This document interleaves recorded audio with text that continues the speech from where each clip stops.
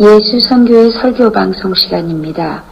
오늘 설교 방송은 2020년 존 웨슬리 회심 기념주일을 맞이하여 신약성경 로마서 8장 12절부터 17절의 말씀을 가지고 종의 영을 받지 아니하고 양자의 영을 받다라는 제목으로 예수 선교의 조은찬 목사님의 설교가 있겠습니다.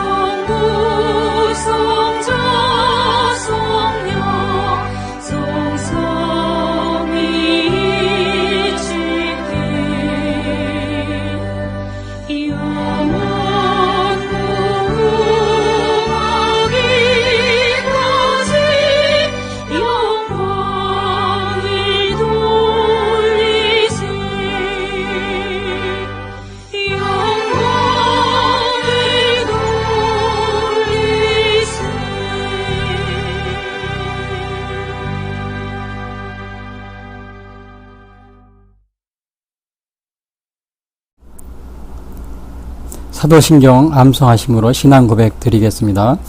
전능하사 천지를 만드신 하나님 아버지를 내가 믿사오며 그 외아들 우리 주 예수 그리스도를 믿사오니 이는 성령으로 잉태하사 동정녀 마리아에게 나시고 본디오 빌라도에게 고난을 받으사 십자가에 못 박혀 죽으시고 장사한 지 사흘 만에 죽은 자 가운데서 다시 살아나시며 하늘에 오르사 전능하신 하나님 우편에 앉아 계시다가 저리로서 산 자와 죽은 자를 심판하러 오시리라. 성령을 믿사오며 거룩한 공회와 성도와 서로 교통하는 것과 죄를 사하여 주시는 것과 몸이 다시 사는 것과 영원히 사는 것을 믿사옵나이다. 아멘.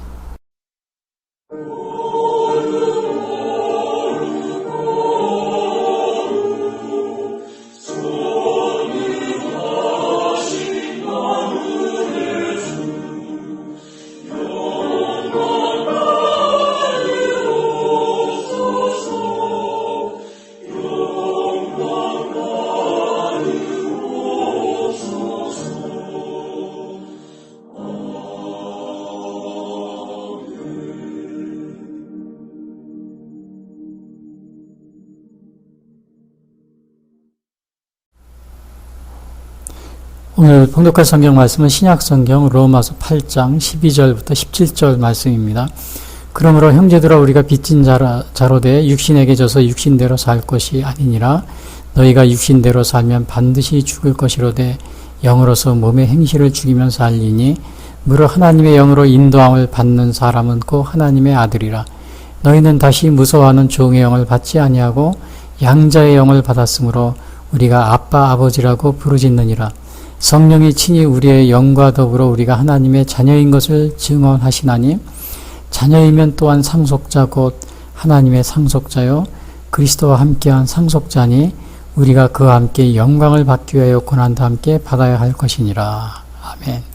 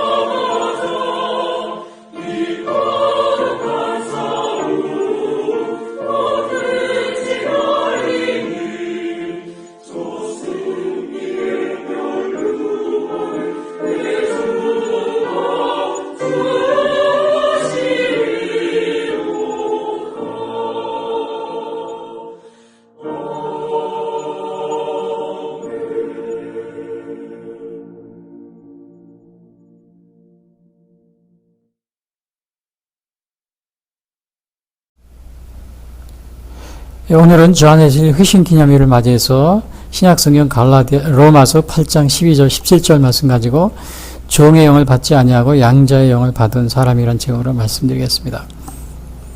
자, 이 회심 그러면은 우리가 보통 그 구원의 순서 또는 구원의 단계를 이렇게 생각하게 되는데요. 이 구원의 단계는 이 장로교와 감리교에 약간 차이가 있습니다. 장로교에서는 회심이 앞서 있고 칭의보다 감리교에서는 그 칭의 다음에 회심 또 중생 이것이 그렇게 생각하고 있는데 아무튼 이 차이점을 설명하려면 제가 굉장히 많은 시간을 내야 되기 때문에 오늘 제가 다 일일이 말씀드릴 수는 없고 그냥 간단히 그 회심을 중점적으로 제가 말씀드리겠습니다. 그 회심이라는 것은 우리 조직신학자 웨인 그루뎀이라는 아주 미국의 유명한 침례교 신학자가 있습니다. 굉장히 잘 알려진 신학자인데요. 이분이 쓴 그 신학책에는 이렇게 되어 있어요. 정의가요. 회심이란 우리의 죄를 진실하게 회개하며 구원을 위해 그리스도를 의지하기로 복음의 부르심에 대해 의지적으로 응답하는 것이다.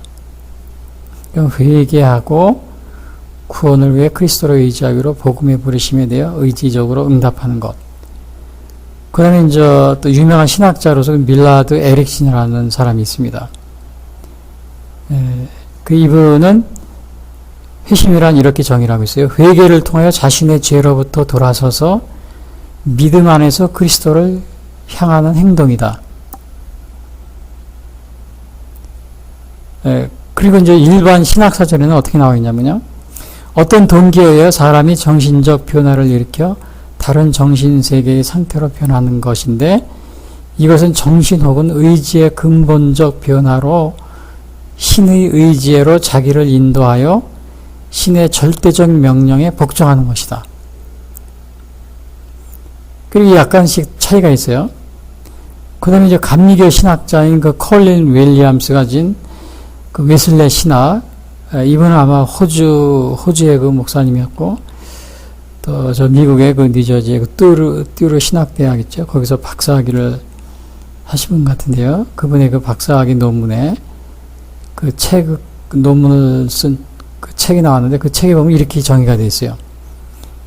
콜린 윌리엄스 정의 보니까 종의 영이 아닌 양자의 영을 받은 것이다. 이것은 우리 다른 분이 얘기한 거하고 좀 차이가 있는데 종의 영이 아닌 양자의 영을 받은 것이 회심이다 이렇게 말을 하고 있어요. 그래서 제가 오늘 로마서 8장은 사실은 이 종의 영과 양자의 영에 대한 것이 나오거든요. 그리고 이 로마서 8장이 성령의 장입니다. 그래서 사실 이 웨슬레의 회심이 성령의 사건이거든요. 성령의 사건이기 때문에 그래서 제가 로마서 오늘 8장 여기 특별히 15절에 보면은 너희는 다시 무서워하는 종의 영을 받지 아니하고 양자의 영을 받았으므로 우리가 아빠 아버지라고 부르짖느니라. 그래서 오늘 제목도 종의 영을 받지 아니하고 양자의 영을 받은 사람. 로마서 8장 12절 17절. 제가 여기 오늘 그것을 말씀드리려고 합니다. 이건 제가 택한 것이 아니고 이 웨슬레 신학자인 웨슬레 신학을 쓰신 콜린 윌리엄스라는 목사님이요. 유명한 웨슬레 신학자입니다.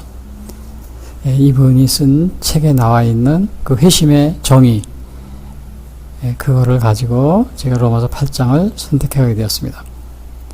그래서 여기서 종의 영이라는 것은 사실은 율법주의 신앙 이렇게 얘기를 합니다. 그리고 양자의 영 이것은 복음주의 신앙 다른 말로 하면요 그렇게 정의를 하고 있습니다. 그리고 그 책에서 이 콜린 윌리엄스 신학자의 책에 보면은 웨슬리는 회심하기 이전에는 기독교인이 아니었다. 그렇게 말을 했다고 그럽니다. 일기에다요. 자기가 회심하기 전에. 근데 나중에 그거를 웨슬리가 그게 아니다. 그리고 다시 정정을 했다 그럽니다. 그리고 뭐라고 설명하냐면요. 신앙에는 예비적 신앙, 종의 신앙이라고 그러는 거죠. 예비적 신앙과 의인하는 신앙, 의인의 신앙, 그 양자의 신앙, 양자의 영, 이렇게 양자의 영을 받은 신앙, 그렇게 둘로 나눈다고 이렇게 얘기를 하고 있습니다. 처음에는 우리가 그러니까 회심을 꼭 해야 우리가 기독교인이다. 처음에는 그 웨슬리도 그런 생각을 했다고 그럽니다. 그러나 나중에 예비적 신앙과 그 다음에 의인의 신앙 이렇게 나누어서 웨슬리가 다시 정정을 했다고 그럽니다. 자, 아무튼 이거는 오늘 그 회심이라는 말 자체가 이 신학적인 용어이기 때문에 굉장히 오늘 설교가 딱딱해질 수가 있어요. 왜냐, 회심이라는 자체가 이 구원의 단계, 구원의 순서, 또 여러 가지 그런 걸 따져야 되기 때문에요. 굉장히 오늘 딱딱한 그러한 설교가 될 것 같은데, 그래서 아무튼 제가 좀 부드럽게 가급적이면 이렇게 하려고 합니다. 자, 그러니까 이 회심에는 우리 회심 이런 걸 보면 조직 신학을 좀 많이 해야 돼요.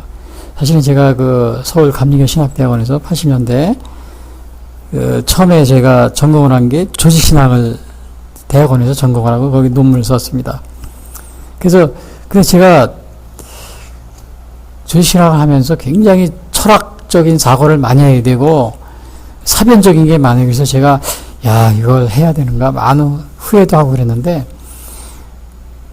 굉장히 보니까 이 조직 신학을 하지 않았더라면은 아마 이 사고하는데 이 신학적인 사고는 굉장히 혼선을 많이 빚었을 것 같아요. 왜냐하면은 오늘날 이 이단이라든지 또 신비주의라든지 아니면 이런 많은 이게 신학적 오류에 빠지는 게 많이 있잖아요. 그 대부분의 어디서 제가 가만히 보니까 그런 분들은 이 조직신학을 좀 공부를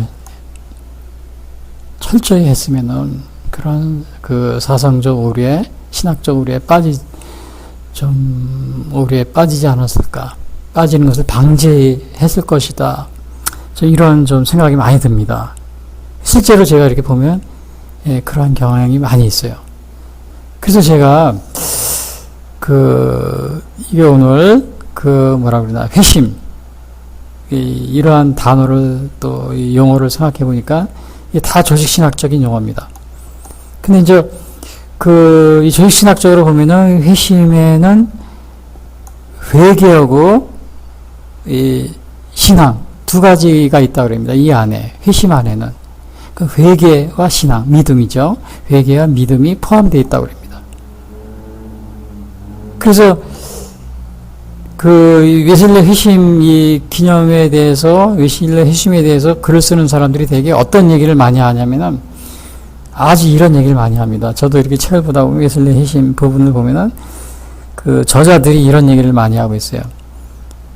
웨슬리 회심은 머리가 아니고 가슴으로 한 것이다. 가슴, 뜨거운 신앙의 체험이었다. 그러면서 쓰신 분들이 대개는 이 머리로 하는 거는 안 좋은 것이다. 머리로 하는 신앙은 안 좋은 것이다. 가슴으로 하는 체험이 있어야 된다. 이제 이것을 이렇게 회심을 얘기하면서 되게 그런 식으로 얘기를 합니다. 되게 우리는 신학 공부하고 그런 사람이 되게 머리로만 하고 지적인 거 이런 것만 자랑하고 그러니까 아마 그렇게 하지 말라 이런 의도에서 하신 것 같아요. 근데요, 그렇게 쓰시는 되게 웨슬리 회심에 대해서 쓰면서 그렇게 쓰시는 분들이 이게 좀 모르는 게 있습니다. 이 모르는 게 있어요. 왜냐하면요, 저는 대학원 때 조직신학을 해서 좀 제가 그러한 것에 좀 굉장히 이렇게 좀 자세하게 말할 수 있는데, 물론 제가 미국에 와서는 조직신학을 하지 않고 일반 목회신학을 하면서 그리고 성서신학을 했지만요. 근데 이제 이 신앙에는 이런 게 있습니다. 그러니까 회심에는 회개와 신앙을 포함하고 있어요. 근데 이 믿음, 신앙에는 뭐가 있냐면요. 그냥 믿음의 요소라는 게 있습니다. 근데 그 믿음의 요소에는 뭐가 있냐면 이 지성적인 요소가 있어요. 지적인 요소. 그리고 감정적 요소, 이 가슴으로 하는 거죠. 지적인 요소는 머리로 하는 요소. 머리로 하는 거. 지적인 요소.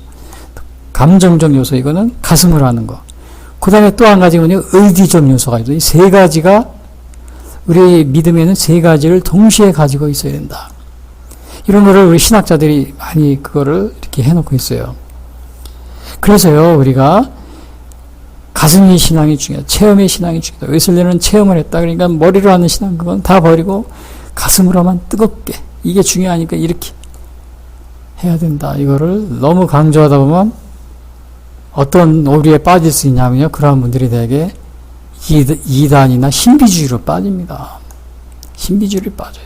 그래서 제가 주위에서도 보면 이단이나 신비주의로 이렇게 빠지는 분들, 신비주의 빠지는 분들 그냥 가슴으로 뜨겁게 그냥 방언했다, 무슨 예언하고 무슨 그냥 환상하고 막 그런 분들이 되게 이단으로 빠져. 왜? 가슴으로만 체험했는데 이게 지적인 요소, 머리를 쓰는 이 지성적 요소가 준비가 안 됐기 때문에. 또 의지적 요소, 이런 것보다 그냥 동시에 가지고 있어야 돼요. 여러분, 우리가 생물학에 보면은, 식품학에, 영양학에 보면 이런 게 있어요. 양분 최소의 법칙이라는 게 있어요. 영양소 최소의 법칙. 그러니까 우리가 뭘 먹잖아요? 고기가 좋다. 그러면 고기만 계속 먹으면 그게 우리 몸에 소화가 안 된대요. 왜냐? 고기를 먹으면 고기를 먹어 단백질을 소화시킬 수 있는 다른 영양소가 골고루 있어야 그 단백질도 소화가 된다는 거예요. 그래서 그거를 뭐라 그러냐면 영양소 최소의 법칙이라고 그래요. 마찬가지로 우리가 가슴이 뜨거워지지만은 동시에 이 지적인 요소, 또 가슴이 뜨거운 정서적인 감정적 요소, 또 의지적 요소, 이것이 동시에 이게 기본이 돼 있어야 바로 또 정상적인 회심을 체험할 수 있다는 겁니다. 그냥 회심은 감정적으로 뜨겁게 이렇게 하면은 되게 이단이나 신비주의로 빠질 수 있죠. 이 부분은 제가 회심에 대한 자세한 건 나중에 제가 다시 말씀드리기로 하고, 오늘은 저희 성경 로마서 8장 12절 17절 이거를 제가 본문을 사실은 제가 항상 설교 중에 본문 중심으로 하는데, 오늘은 웨슬리 회심 기념일이기 때문에 우선 웨슬리에 대해서 우선 생애하고 또 신학을 제가 회심에 관한 부분을 말씀드리려고 합니다. 자, 웨슬리는 우선 웨슬리의 생애를 보면 웨슬리가 1703년부터 1791년 사셨는데요. 18세기라고 그러죠. 88세까지 사셨어요. 그러니까 이게 굉장히 오래 산 과거 당시에는 굉장히 오래 산 장수한 그렇다고 이렇게 보고 있는데요. 왜냐하면 과거 우리나라에도 보면 조선시대 때는 평균 연령이 38세인가 그랬대요.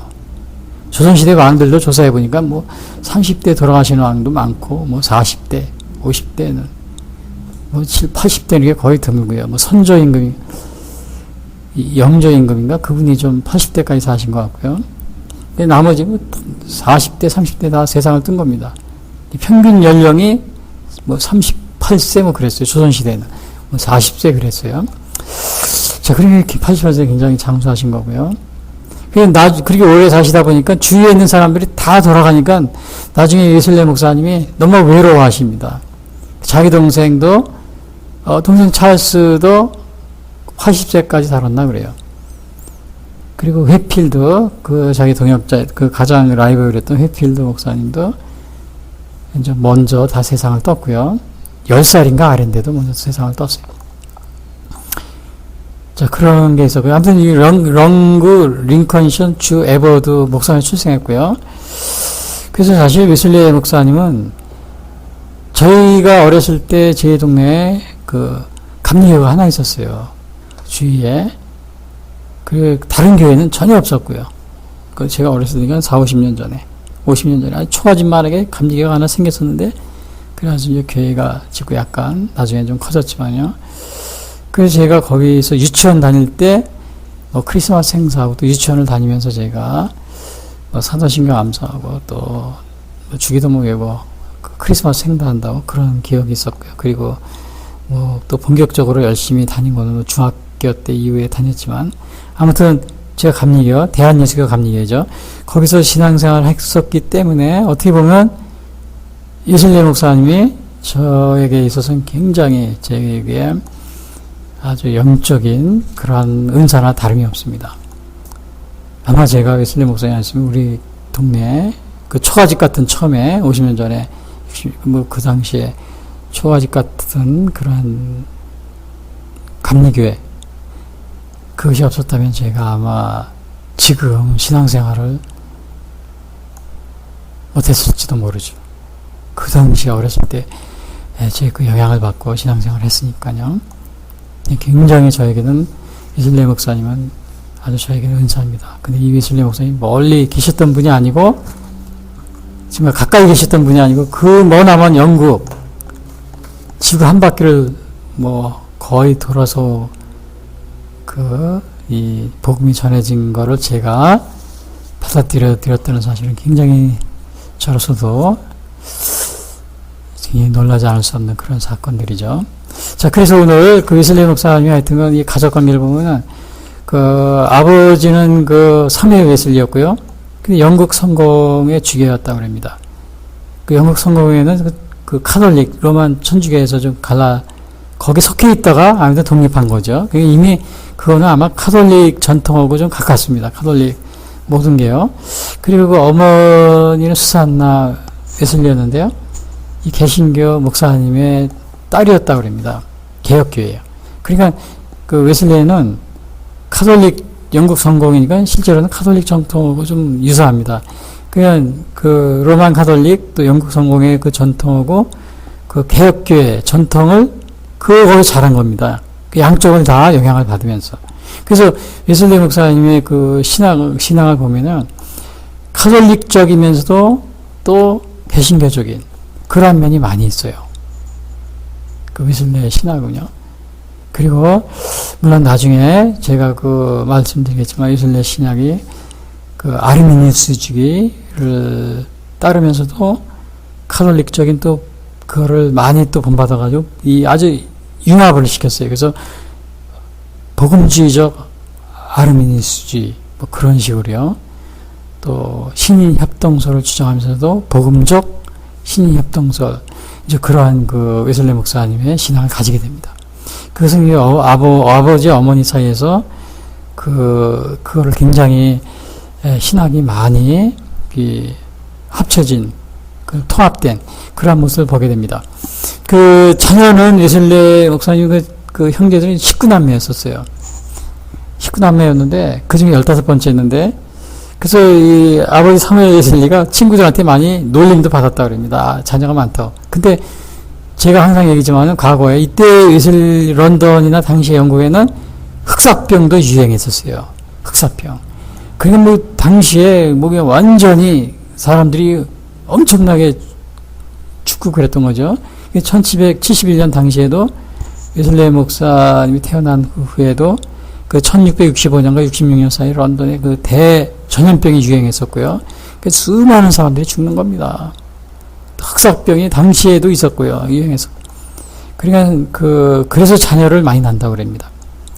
실제로는요, 19명의 남매 있지만은 그 웨슬리 형제들 중에서 자녀들 중에서 5명은 낳자마자 죽었다 그래요. 그 다음에 2명인가 2명은 단명을 했고요. 그러니까 7명이 어렸을 때 다 죽은 겁니다. 그래서 12명이 살아난 거예요. 보통 어떤 때는 10명 자녀가 있으면 이런 질병들, 뭐 흑사병, 뭐 이런 지진, 뭐 기근, 뭐 메뚜기 때 당시에 유행했대. 그러니까 이런 걸로 해서 살기가 어렵고 그러다 보니까 한두 명이 살아남는 경우도 있고 그런 경우가 많이 있다 그럽니다. 2-3명이 살아나고 10명 자녀 중에서. 또 흑사병 같은 경우는 굉장히 전염병이 정말 치료약도 없었고 굉장히 그런 시대에 태어났기 때문에 당시 사람들에게 자녀를 많이 갖는 그러한 것이 유행이었다 그럽니다. 그래서 아무튼 존 웨슬리도 이렇게 해서 옥스퍼드 대학에서 졸업을 했고요. 그 다음에 이제 교수가 됩니다. 1720년에 옥스퍼드의 링컨 칼리지 교수가 됐고요. 그리고 이제 1728년에 엘더 목사가 됩니다. 그 전에 데컨, 2년 전인가 데컨 목사가 1725년도에.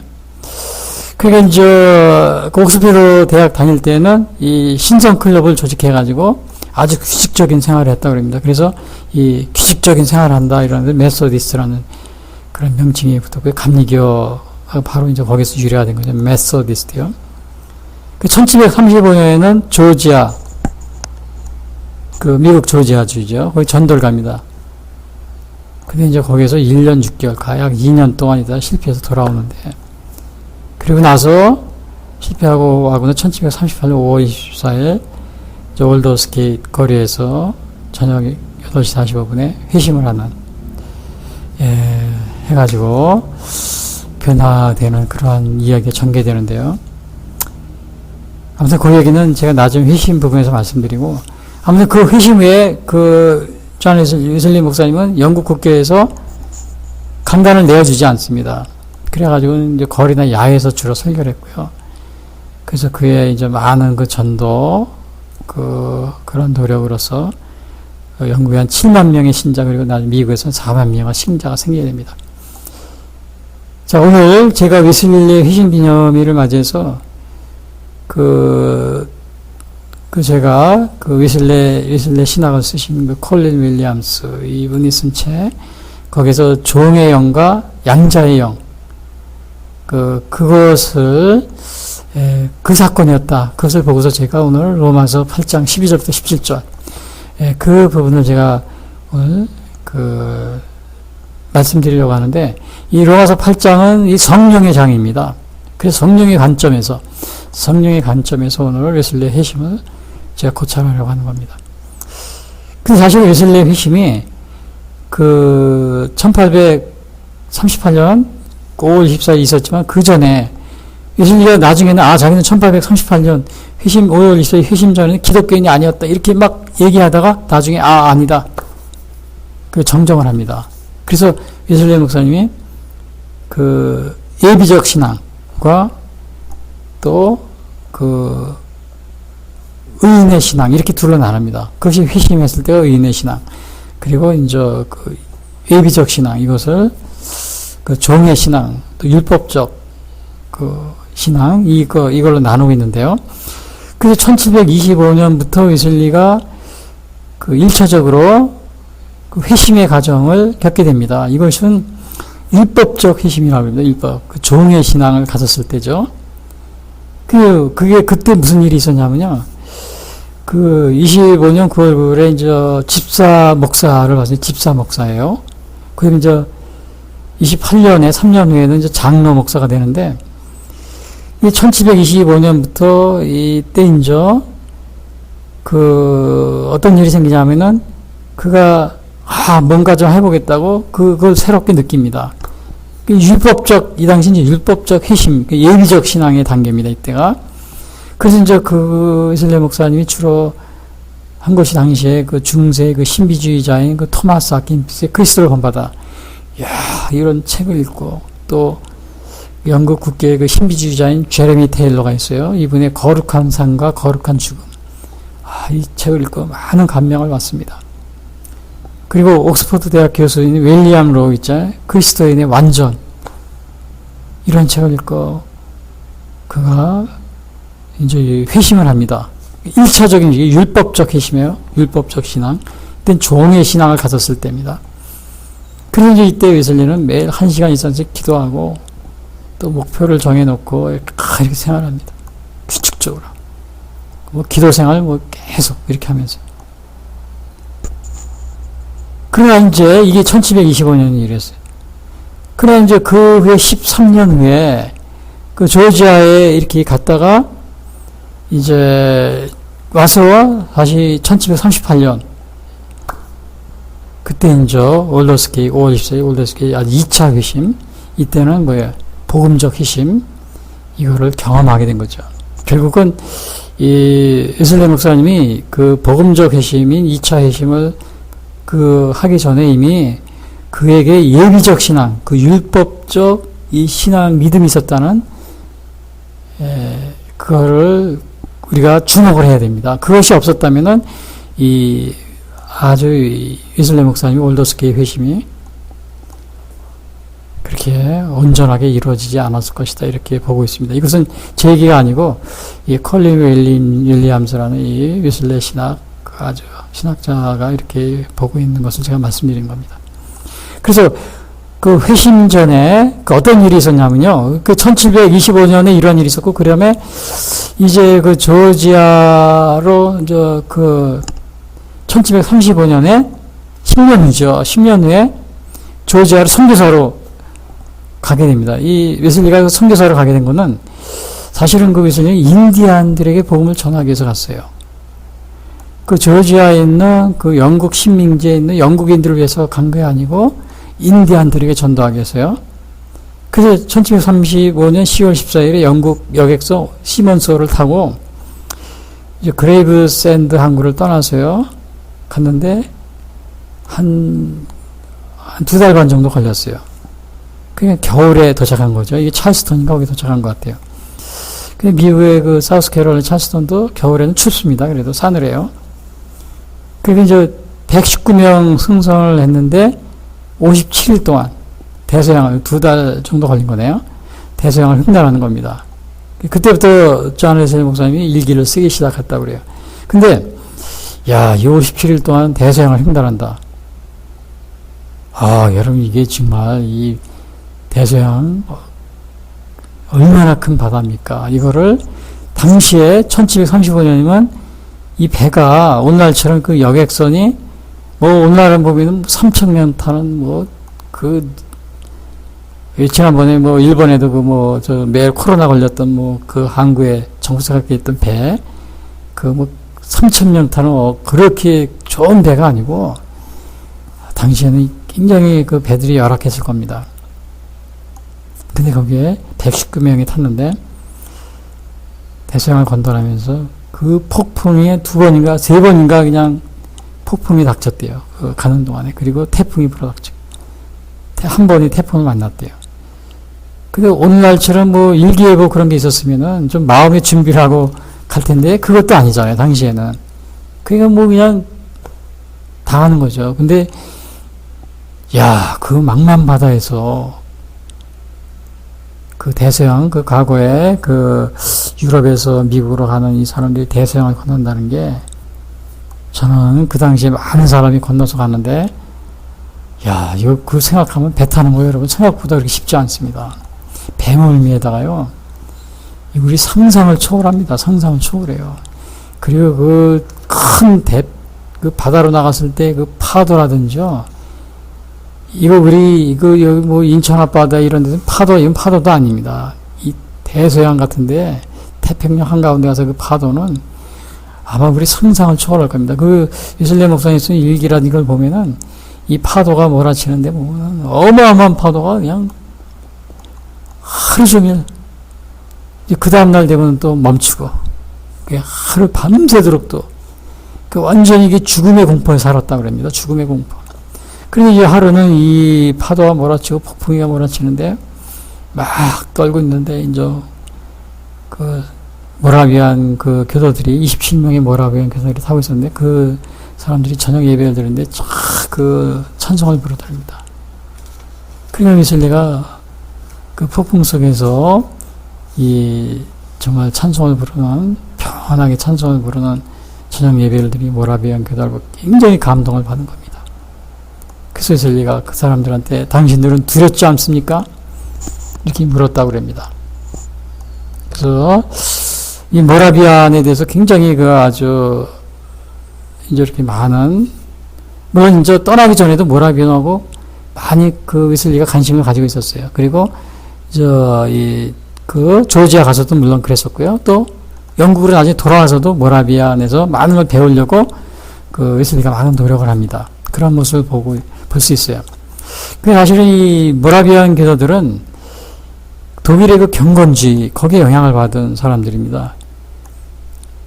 독일의 경건주의하고 그 다음에 이 칼빈의 이 금욕적인 실천, 또 퓨리타니즘, 그 다음에 양심 뭐 이런 걸 중요시하는 퓨리타니즘, 또 프랑스의 이 천주교의 신비주의, 하여간 그런 거 영향을 받았어요.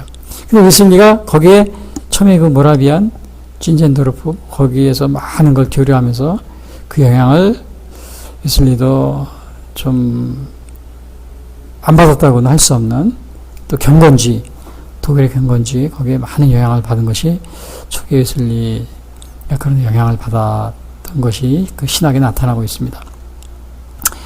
그래서 이제 이렇게 정말 이 어려움 속에서 이제 조지아 도착을 했는데, 그 자기의 원래 계획대로 인디안 선교를 나간 겁니다. 물론 이제 웨슬리 목사님을 인도해 준 그 안내자가 있었어요. 그 안내자를 따라서 이렇게 거기 아마 찰스도 같이 갔던 것 같아요. 그래요. 동생 찰스도. 근데 찰스는 아마 먼저 돌아온 것 같아요. 근데 이제 아무튼 이 인디안들을 전도하는데, 처음에는 인디안들이 저 에덴 동산에 있는 아담과 이브처럼 굉장히 아주 순수하고 뭐 때묻지 않은 그런 걸로 생각을 했는데, 가서 보니까 그게 아니더랍니다. 그 웨슬리가 나중에 그렇게 고백을 합니다. 굉장히 그 인디안들이 순진한 줄로 알았는데 너무나 사악하고 또 우상에 빠져 있고 막 그런 얘기를 합니다. 제가 이 웨슬리 목사님의 그런 고백을 볼 때 가나안의 생각이 납니다. 가나안 땅이 이스라엘 민족들이 거기 가나안의 여호수아가 점령하는 그런데 하나님이 그랬잖아요. 그 가나안 족속 다 멸절시키라고. 왜냐, 그들이 죄악에 너무너무 그 땅에서 너무 관영했기 때문에. 그런 생각이 납니다. 그 인디안들이 순수할 것이다 그랬는데 요한일서 목사님이 깜짝 놀랍니다. 전혀 그게 아니고 이 사악했다는 그런 말을 표현합니다. 그래서 그 인디아 선교를 그냥 포기합니다. 포기하고서 그 영국인들을 상대로 영국 교회를 맡게 되죠. 그리고 이제 거기에 있으면서 모라비안 지도자하고 이렇게 만나서 또 많은 그 영적인 교류도 합니다. 근데 모라비안 지도자가 그 조지아에서 만났을 때 웨슬리를 보고선 그럽니다. 당신은 구원을 받았습니까? 당신은 구원에 확신이 있습니까? 근데 웨슬리는 대답을 할 수가 없었어요. 갑자기 그러므로 구원의 확신이 있습니까? 당신은 구원의 증거가 무엇입니까? 당신에게. 그래서 나중에 웨슬리는 그것에 대해 자기가 심각하게 고민하고 또 생각을 했다. 이러한 그 기록이 있습니다. 그래서 이렇게 영국인 교회를 자기 이제 그 식민지에서 이렇게 하는데, 정말 그 웨슬리에게는 거기에서 굉장히 아주 좋지 않은 일이 생깁니다. 그것이 바로 그 연애 사건입니다. 물론 저 연애 사건은 웨슬리가 그 자기에게 회심하게 되는 아주 방향을 바꾸는 터닝 포인트가 되기 때문에, 또 간단히 제가 말씀드리면 그 웨슬리가 이 연애 사건 한 번만이 아닙니다. 한 5번인가 있었어요. 그 조지아 오기 전에도. 오기 전에 5번인가 있었는데, 그 웨슬리가 그때마다 망설입니다. 1차, 2차 뭐 하는데 망설이는 그 주 이유가 웨슬리가 그 평생을 독신으로 살겠다, 이러한 게 굉장히 자기 생활 속에 지배적이었어요. 그러니까 그것을 신앙적으로 고민을 많이 한 겁니다. 그러다 보니까 사귀는 여자들한테 그 여자가 좋아하는데도 정식으로 나와 결혼해 달라고 이렇게 아주 프로포즈를 확실하게 하질 못합니다. 물론 초기에는 이제 학교 졸업하고 처음에는 이제 경제적인 그런 준비가 안 돼 있어서 그래서 이제 그런 것도 있었지만, 아무튼 결정적인 이 독신주의에 대한 미련이 있어가지고 거기에 대한 확실한 답을 안 주니까 여자들이 기다리다가 좋아하면서도 가버리고 그랬습니다. 4번인가 그랬어요. 가버려. 실제로는 여기 소피라는 이 조지아의 소피라는 여인도 그 여자도 굉장히 좋아했는데 웨슬리가 너무 정식으로 프로포즈를 망설이고 자꾸 그러니까는 결국은 소피라는 여자도 가버린 겁니다. 그 웨슬리 목사님이 결국은 이 독신주의를 고수하려고 하는 이러한 것 때문에 그 굉장히 망설이다가 결국 여자를 다 놓쳐버리는 그러한 것이 그 웨슬리 목사님의 그 연애 사건의 주를 이룹니다. 물론 이제 나중에 그 회심하고 나서도 회심하고 나서는 정말 굉장히 또 좋아하는 그 여자가 있었어요. 근데 이제 과부 여자인데 그레이스라는 여자가 있었는데 회심하고 나서 이때는 굉장히 서로 좋아했었어요. 좋아했는데 이 그레이스라는 여자가 다른 또 남자를 이미 전에 애인이 있던 사람이었어요. 애인이 있었고 동생 찰스가 이 그레이스 여자하고 결혼하는 걸 굉장히 반대를 합니다. 완강하게 반대를 해가지고 결국은 결혼을 또 못하게 됩니다. 굉장히 서로 좋아하다가 근데 이제 이 그레이스와 이 관계에서는 나중에 40년 후에 이 그레이스 그 전 애인을 런던에서 다시 만났지만은 그런 게 있다고 그럽니다. 40년 후에. 아무튼 그래서 물론 마지막에 예슬리 목사님이 그 5차로 회심 후에 48세 때죠. 런던에 부유한 상인의 가부인 바질이라는 여자와 결혼합니다. 이게 17살 차이죠. 가부였었어요. 3명의 자녀가 있는 가부. 굉장히 부유한 여자였었는데, 근데 이거는 결혼할 때 하루는 아파가지고 다리를 뼈가지고 어떻게 가까운 곳에 치료를 받는데 그 치료를 받다가 이 바질이라는 여인 집에서 치료를 받다가 사귀어가지고 단 일주일 만에 결혼했다 그럽니다. 그 전에 바로 결혼하는 거는 아마 그 전에 그레이스라는 여자를 사귈 때는 굉장히 시간을 끌면서 그냥 이렇게 또 주위에 얘기하다가 동생하고 얘기하고 의논하다가 그냥 반대가 있고 그래서 막 그러다 보니까 이번에는 얘기도 안 하고 그냥 한 일주일 만에 결혼을 해버린 것 같아요. 근데 결국은 이것이 바지안 여인이 예슬레 목사님이 부흥회를 또 다녀야 되고 처음에는 같이 다니고 그러다가 자녀가 있으니까 같이 다닐 수도 없고 그러다 보니까는 이제 안 맞는 거죠. 안 맞고 그러다 보니까 결국은 너무 안 맞다 보니까 나중에 집을 나갔다 그럽니다. 가출했는데 10년 만에 다시 또 돌아온다고 했으나 예슬레 목사님이 그거를 또 거절했다. 1777년에 그런 얘기가 납니다. 그래서 아무튼 예슬레 목사님이 마지막의 결혼이 굉장히 아주 불행한 그러한 결혼 생활을 했다는 것이 예슬레 목사님 그 생애 아주 오점으로 남는 그러한 것이 되어 있습니다. 물론 이제 조지 해필도 존에서는 모두 결혼 생활이 행복하지 않았다 그럽니다. 근데 동생 찰스 같은 경우는 그래도 아주 결혼 생활을 잘 이렇게 완만하게 잘했다는 잘했다고 그럽니다. 그래서 우리가 이걸 예슬레 목사님이 결혼 생활을 보면은 우선 나이 들어서 마지막 한 것이 48살 때 또 가보고 했는데 또 자녀가 있는 가보고 했기 때문에 이게 정말 뭐예요 이게 사실은 이 결혼이라는 것은 자녀를 통해서 이게 또 결혼 생활에 안정이 되고 서로 안 맞더라도 서로 맞춰가면서 하는 건데 젊은 나이에 좀 결혼을 했어야 되는 건데 그렇지 못했다는 사실. 그래서 가정생활에 이렇게 결혼을 완만하게 이룰 수 없지 않았나 이런 생각이 들고 또 하나는 되게 조지아에서 사귀려고 했던 여자는 특히 17살 차인가 그래요. 16살 차이. 너무 나이 차가 심했기 때문에 이 생각하는 바가 너무 달랐던 거죠. 물론 거기에서 조지아에서는 이게 완전히 당시에 다른 여자 소피가 다른 남자하고 결혼했는데 예슬레 목사님이 화가 나가지고 성찬식을 또 거부합니다. 성찬식 거부하니까 소피라는 여자의 남편의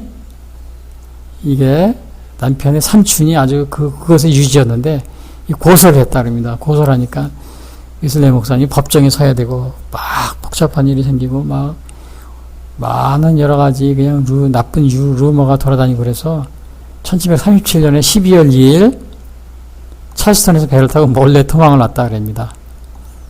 1737년 12월 2일 찰스턴에서요. 그 찰스톤에 저도 가본 적이 있었는데, 미국에 있을 때, 그곳은 그 바다가 동해안 같이 이렇게 맑은 물이 아니더라고요. 굉장히 이 갯벌 같은 게 있고, 그래서 그 좀 물이 맑지가 못합니다. 우리나라 서해안처럼요. 그러한 곳이었는데, 아무튼 이렇게 한밤중에 이렇게 도망을 배를 타고 영국으로 와가지고, 그리고 이제 이렇게 영국을 왔으니까, 이게 정말 웨슬리 목사님이 생각할 때, 참 이게 굉장히 실망했던 거죠. 이제 2월 달에 1738년 돌아와가지고 2월에 그 모라비안 목사 빌러를 또 만나서 믿음에 의한 구원, 이런 걸 자꾸 얘기를 듣습니다. 그러니까 그 웨슬리 목사님은 뭐냐면은 아버지가 사무엘 웨슬리, 이게 영국 성공회니까요. 영국 성공회 천주교 카톨릭과 가까우니까 어떻게 돼요? 거기서는 믿음에 의한 구원하고 또 선행에 의한 구원, 뭐 그런 걸 많이 강조하고 이제 우리 그렇다고 배우고 있는데, 저 카톨릭에 대해서 천주교에서 선행에 의한 구원을 천주교에서 강조한다 그러면 어떤 분들이 막 화를 내더라고요. 어떤 천주교인들이. 왜냐하면 자기는 어릴 때부터 천주교 다녔지만 선행에 의해서 뭐 천주교인들이 구원을 받는다 이런 소리를 듣지 못했다, 막 이렇게 항의한 분도 있더라고요. 근데 전반적으로 이 카톨릭에서는 이 믿음에 의한 구원을 또 얘기하지만은 또 그 선행을 또 그 굉장히 강조하는 그 인간의 그 공로이잖아요. 공로, 이런 것을 또 강조하는, 교회도 마찬가지로 이 전통을 중요시 여기듯이요. 천주교회는, 카톨릭에서는 그런 게 뭐 없는, 그렇게 우리가 보고 있는 거죠. 천주교에서. 그래서 이제 웨슬리는 이제 믿음에 의한 구원, 이런 것들은 굉장히 그 종교개혁의 신앙이잖아요.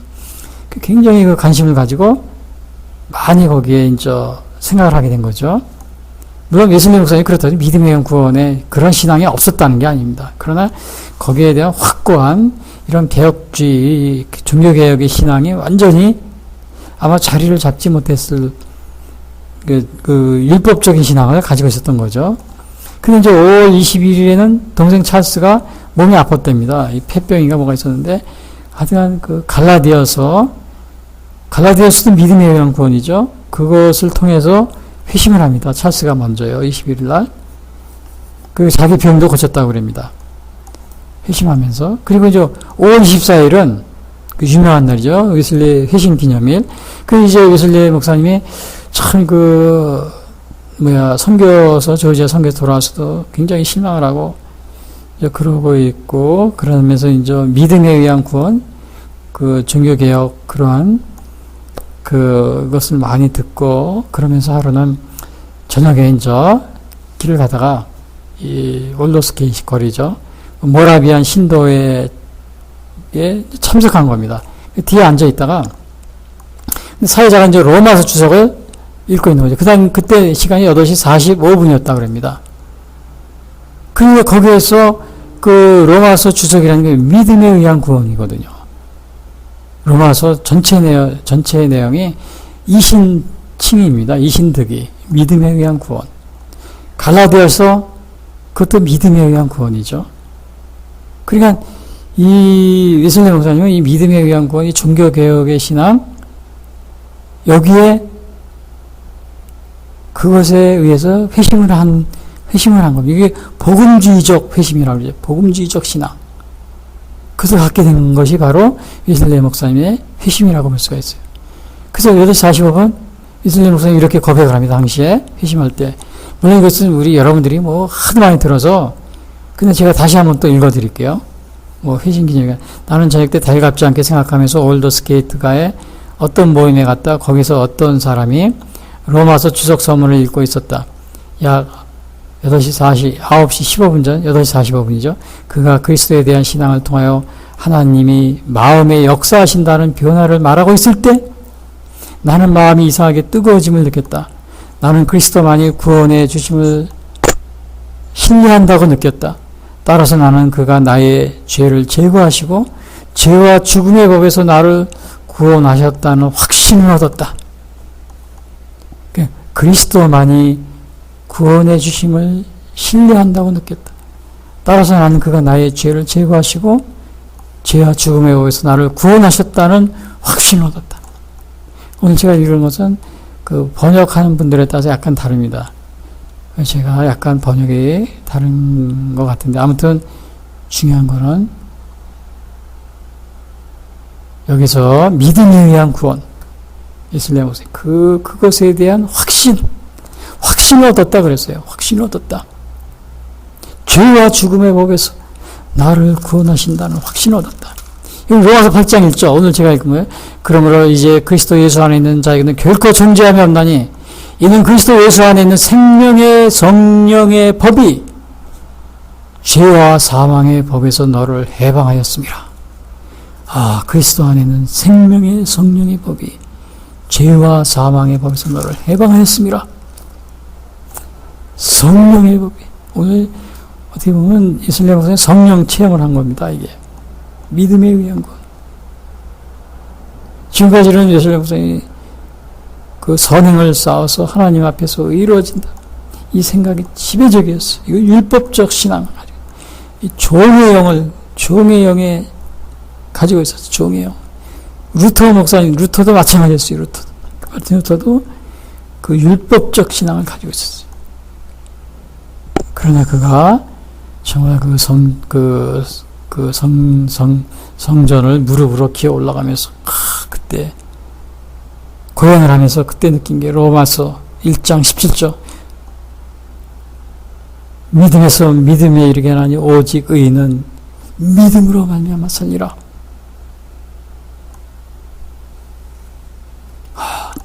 바로 그 신앙이었습니다. 그래서 오늘 위슬레 목사님의 그 신앙은 바로 이것이 바로 회심은 뭐야? 복음주의적 회심. 그 1차적 1725년 13년 전에 위슬레 목사님이 그냥 열심히 했던 그 신앙. 그 신앙은 뭐 1차 율법적 신앙. 종의 영, 양자의 영이 아닌 종의 영을 가지고 있었을 때의 신앙. 예수님 목사님 말대로 하면 예비적 신앙. 그리고 이거는 의인의 신앙.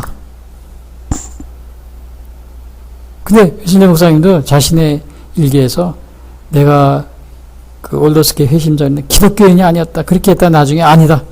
그게 아니구나. 그리고서는 1725년 자기가 그 당시의 것을 회상하면서 그때가 율법적 신앙이었다. 예비적 신앙이었다. 종의 영을 가지고 있었다. 자기는 종의 영. 양자의 영이 아니. 양자가 뭐예요? 하나님의 아들. 그래서 하나님은 아빠 아버지라고 부르잖아요. 아바 아버지라고 부르죠. 그래서 오늘 웨슬레 회심의 의미는 뭐냐? 오늘 여기 로마서 14장 8장 14절 보면은 웨슬레 회심은 성령의 역사였어요. 성령의 역사였어요. 14절 무릇 하나님의 영으로 인도함을 받는 사람은 그 하나님의 아들이라. 하나님의 영으로 인도함을 받는 사람은 하나님의 아들이라. 13절에 그랬잖아요. 성령의 인도함이 아닌 육신대로 살면 반드시 죽을 것이로되 영으로서 몸의 형실을 죽이면 살리라.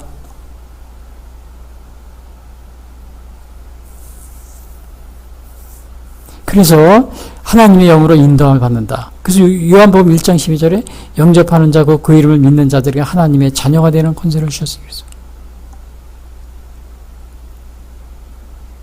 하나님의 영으로 인도함을 받으면 하나님의 자녀가 되는 겁니다. 그래서 웨슬레의 회심은 성령의 역사입니다. 하나님의 영으로 인도함을 받는 사람은 그 하나님의 아들이다. 여러분 성령의 인도함을 받고 있습니까? 하나님의 영으로 인도함을 받는 사람.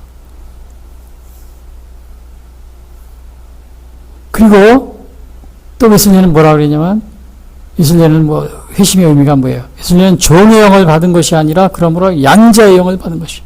양자의 영. 여기 15절에 나오잖아요.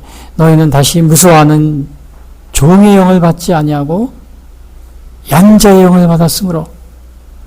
근데 여기서 종의 영을 부르면 스피릿 오브 슬레이브, 종의 영입니다. 스피릿 오브 선십, 양자의 영이고. 그러니까 웨슬리 목사님이 회심하기 전에 종의 영을 받고 있었다. 이게 콜린 윌리엄스 웨슬리 신학자가 얘기한 거예요. 웨슬리가 회심하기 전에는 종의 영을 가지고 있었지만 그가 회심한 후에는 양자의 영을 가지고 있었다. 그래서 오늘 너희는 다시 15절 무서워하는 종의 영을 받지 아니하고 양자의 영을 받았으므로 우리가 아바 아버지라고 부르짖느니라. 아빠 아버지라고 부르짖느니라. 성령이 친히 우리의 영과 더불어 우리가 하나님의 자녀인 것을 증언하시나니. 이것을 양자의 영을 받은 것은 뭐가 증언하냐? 성령이 하나님의 자녀인 것을 증언한다 그랬어요. 그래서 웨슬리 목사님 회심이 이 성령의 역사라는 겁니다. 성령의 역사. 영접하는 자고 그 이름을 믿는 자가 하나님의 자녀가 되는 권세를 주셨어요. 그러니까 양자의 영을 받은 거예요. 자녀가 되는 권세. 아바 아버지라고 부르짖느라 그랬죠. 그러면 이 양자의 영은 어떤 특징이 있어요? 양자의 영은. 종의 영은 뭐예요? 자유가 없어요. 자유.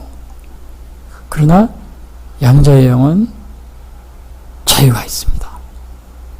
이거 갈라디아서 4장 22절. 기록된 바 아브라함에게 두 아들이 있으니 하나는 여종에게서 하나는 자 있는 여자에게서 낳다 하였으며 여종에게서는 육체를 따라 낳고 자 있는 여자에게서는 약속으로 말미암았느니라. 그러니까 하나는 종의 자녀, 하나는 자유자의 자녀입니다. 이 종의 자녀는 뭐예요? 율법의 신앙. 자유자의 자녀는 뭐예요? 복음적 신앙입니다. 복음적 신앙. 웨슬리가 회심한 것은 바로 이 양자의 영을 받은 것입니다. 양자의 영을 받은 사건. 오늘날도 우리가 주기도문 할 때 그러잖아요. 마태복음 6장 9절에 보면 그러므로 너희는 이렇게 기도하라. 하늘에 계신 우리 아버지요. 우리가 하나님 아버지를 아빠 아버지, 아버지라고 부르잖아요. 하늘에 계신 우리 아버지 이름이 거룩해. 이건 뭐예요? 우리가 양자의 영을 받았다는 증거입니다. 우리가 양자의 영을 주기도문 읽을 때 하늘에 계신 우리 아버지 양자의 영을 받은 거예요. 양자의 영을 받은 사람은 자유 있는 자유가 있습니다. 자유가 있어요. 그래서 여러분 갈라디아서 5장 1절에 보면 이러잖아요. 그리스도께서 우리를 자유롭게 하시려고 자유를 주셨으니 그러므로 굳건하게 서서 다시는 종의 멍에를 매지 마라. 종의 멍에를 매지 마라.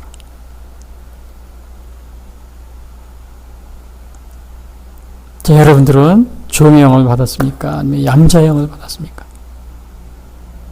여러분 종의 자녀입니까? 아니면 자유자의 자녀입니까? 여러분 율법적 신앙을 가지고 있습니까? 아니면 복음주의적 신앙을 가지고 있습니까?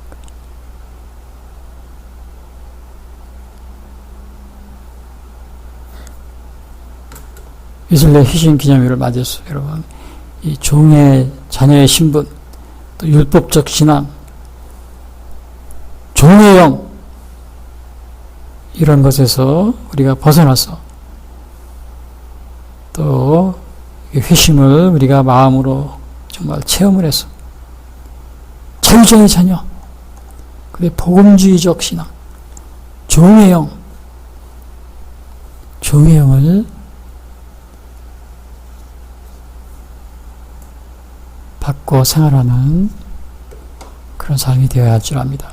결론적으로 말씀드리면 웨슬리의 회심은 성령의 도우심으로 이루어진 이름으로 여러분 우리의 매일 삶 속에서 어떻게 돼요?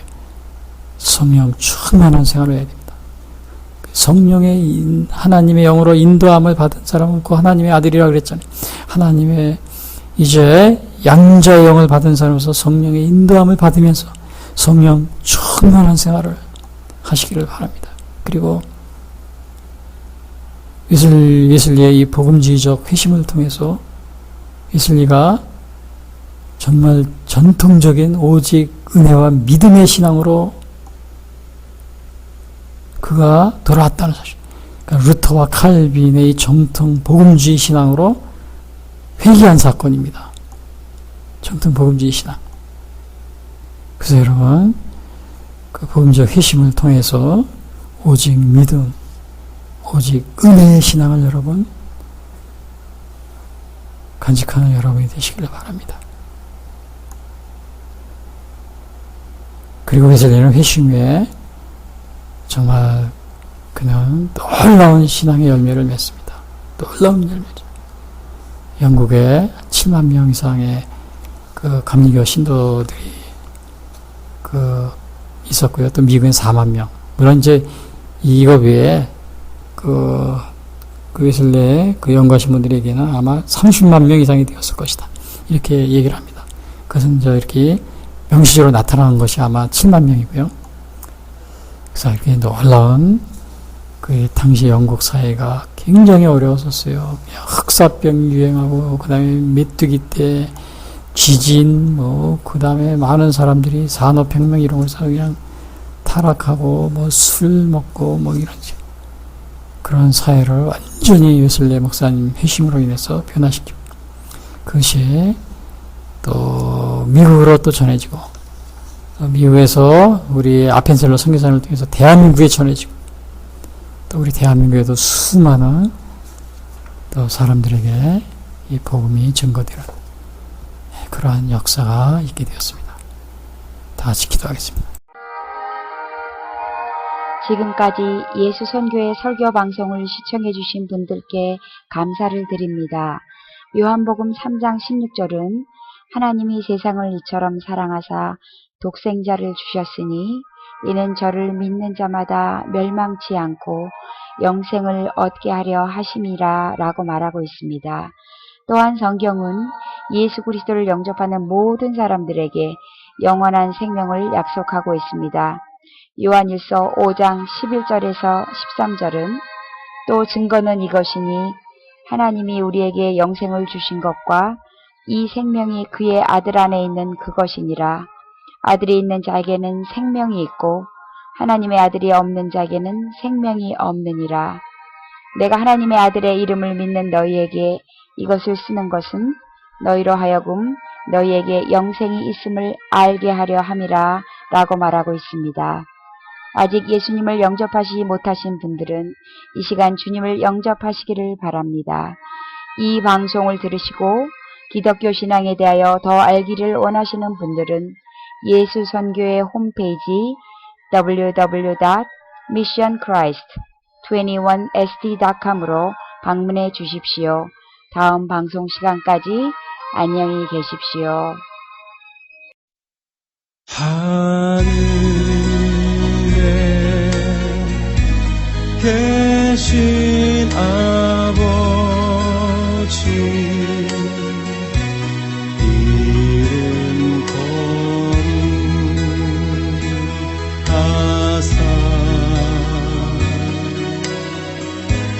주님 나라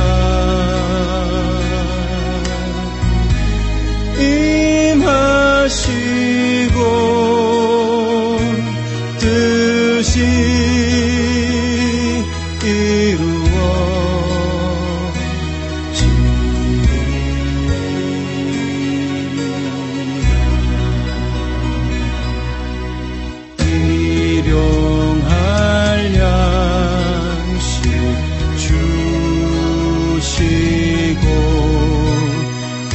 우리들의 큰 죄 다 용서하옵시고 또 시험에 들게 마시고 악에서 구원하소서. 대개